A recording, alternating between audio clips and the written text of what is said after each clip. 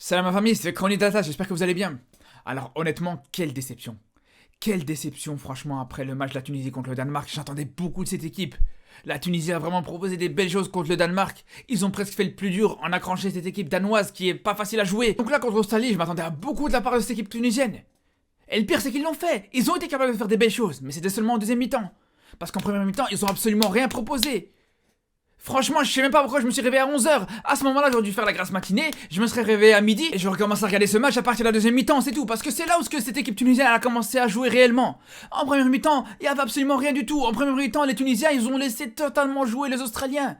Il y avait absolument aucune envie. Et ça allait pas dans les duels. C'est vraiment grave. Et je peux même vous dire que le fait de proposer une première mi-temps comme ça, c'est même un manque de respect envers les équipes africaines qui ne se sont pas qualifiées. C'est un manque de respect envers certaines équipes comme la Côte d'Ivoire, l'Égypte, le Mali, l'Algérie et tout ça, qui auraient pu jouer cette Coupe du Monde, qui auraient pu peut-être avoir beaucoup plus d'envie dans cette Coupe du Monde. Tu peux pas entamer un match de Coupe du Monde contre une équipe qui est largement à ta portée et avoir aussi peu d'envie et aussi peu d'implication. Je suis désolé. Parce que je vous le dis, ce match de la Tunisie, si la Tunisie a encaissé un but, si la Tunisie a été aussi mauvaise en première mi-temps, c'est pas parce que la Tunisie est plus faible que l'Australie.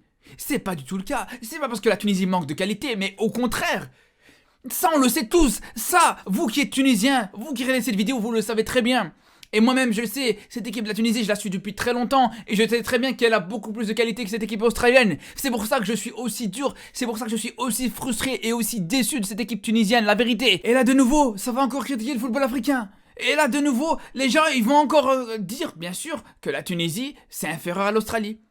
Les gens, ils vont dire qu'une équipe qui a été en demi-finale de la dernière CAN, ils sont inférieurs à une équipe australienne. Mais qu'est-ce que tu veux dire derrière ça? Sérieusement, qu'est-ce que tu veux dire derrière ça? On a absolument rien à dire, les gars. On a absolument rien à dire là-dessus parce que, voilà, nous on connaît cette équipe tunisienne, nous on connaît ses qualités. Mais à un moment donné, quand, encore une fois, cette équipe a pas su être présente dans ce grand rendez-vous, on peut plus rien dire. Non, on sait que la Tunisie a pu faire des bons matchs. On sait que la Tunisie a fait un très bon match contre le Japon récemment. On sait que la Tunisie aussi a été exceptionnelle contre le Chili.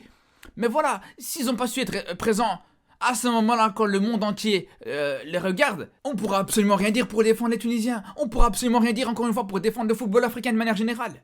Et pourtant, on le sait que, voilà, dans cette équipe d'Australie, cette équipe, elle se résume à 3 joueurs. C'est une équipe qui se résume au gardien, à Aaron Moy et à Goodwin. C'est tout. À part ça, il n'y a absolument rien dans cette équipe. C'est une équipe qui est très mauvaise. C'est une équipe, encore une fois, dont je vous dis que la Tunisie est largement supérieure. Mais dans ce match, et en particulier en première mi-temps, les Tunisiens, ils les ont regardés jouer. Les Tunisiens, ils ont vraiment laissé jouer cette équipe australienne et même parfois en leur donnant même des situations. On se rappelle par exemple des pertes de balles très nombreuses de Ali Abdi. Ali Abdi, je suis désolé, mais dans ce match, il a joué avec un maillot de l'Australie, c'est pas possible. Ce mec, il a vraiment fait un match catastrophique. C'est pas possible de faire autant de pertes de balles, de rater autant de ballons comme ça. Mais même de manière générale, on a bien vu que cette équipe tunisienne, elle a pas su poser son jeu sur l'ensemble de cette première mi-temps. On a bien vu que ça jouait principalement que sur des longs ballons. Mais le problème c'est que, à la limite, tu veux jouer sur des longs ballons, mais que t'as la capacité d'avoir des joueurs qui peuvent gagner des duels et qui peuvent poser le ballon dans la surface adverse, dans le camp adverse, pourquoi pas? Mais le problème c'est que même en jouant et en abusant des longs ballons, même ça donne absolument rien. Tu jouais long pour qu'au final ça revienne juste derrière. Donc à quoi ça sert? Il a vraiment fallu attendre la fin du match, en grande partie dans la dernière demi-heure, pour que les Tunisiens commencent enfin à poser un petit peu ce jeu et qu'ils puissent enfin être un minimum dangereux. C'est ça le problème. Donc à la limite que tu joues dans un bloc bas et que tu bases ton jeu offensif sur le jeu long, à la limite si tu fais ça contre des grandes équipes, si tu fais ça contre des équipes qui sont largement supérieures à toi, comme le Danemark, comme le Brésil, voire même contre l'équipe de France, pourquoi pas? Mais contre l'Australie, tu dois quand même proposer un minimum de jeu. Surtout en plus de ça, quand tu te fais mener au score très tôt dans le match, ça doit te faire réagir un minimum. Mais là non, justement ce qui est grave, c'est que ça continuait quasiment sur l'ensemble du match, sur l'ensemble de la première mi-temps, à continuer à jouer sur des longs ballons. Il a fallu quand même attendre à la 40e minute pour voir les Tunisiens commencer à faire des centres. Les Tunisiens commençaient à déborder, utiliser les couloirs. C'est quand même grave. Surtout qu'encore une fois, c'est pas comme s'il n'y avait pas de la qualité devant. Il y a vraiment beaucoup de joueurs intéressants. Il y a vraiment des Msakni, des Sliti qui peuvent créer des différences.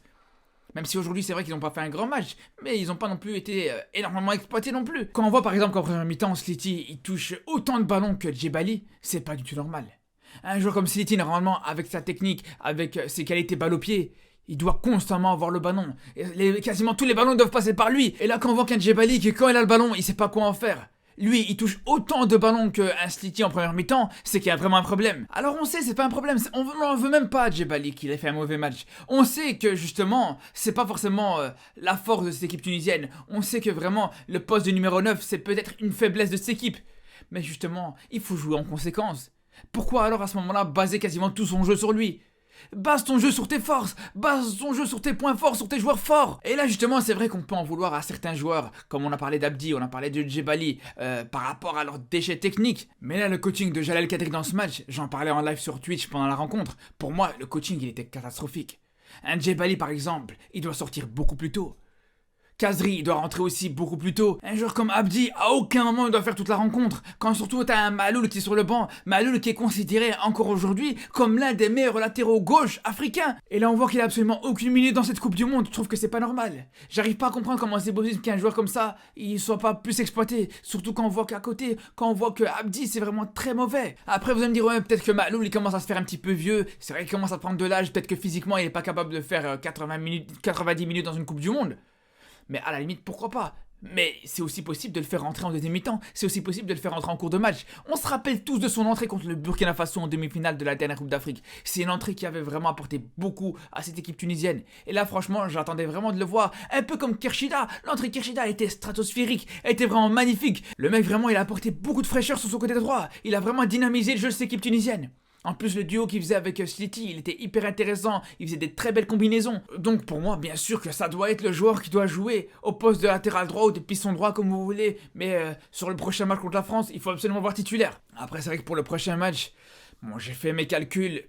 Je pense que ça va être très compliqué pour la Tunisie. Alors, la seule chose qui peut jouer à l'avantage des Tunisiens, c'est tout simplement si la France gagne ce soir contre le Danemark et se qualifie déjà pour les huitièmes de finale.